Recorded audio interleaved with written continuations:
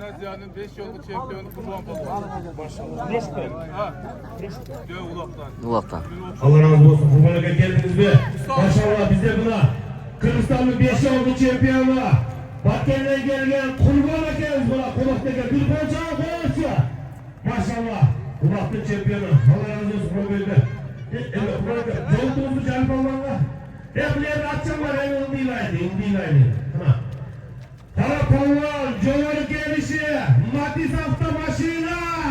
Ermeka, bunu bir taymayan silah, Batken Oblusu'nun palonlarına atılan. Oldu, yeter. Kurban'a gel.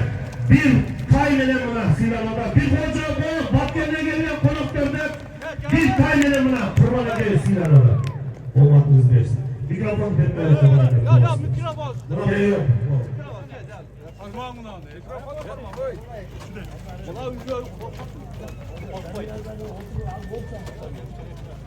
Assalamu aleyküm tuğanlar. Balıkova. Sizge rahmat. Bunday baldarını terbiye kılıyorsun bölümünde. Bana yani Muvakatlı palvanı emas, o Kırgızistan'ın palvanı. Bana o vakıda sizden ben patalı palvan boğam.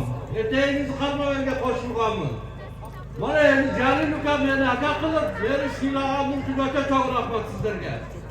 Uşun baldarınızın, nevrelerimizin çakşılıklarını koyun.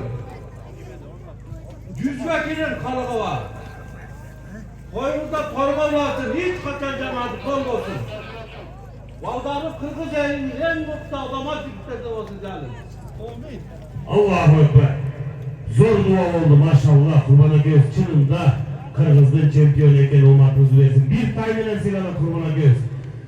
Kral, parmaklar Allah razı olsun.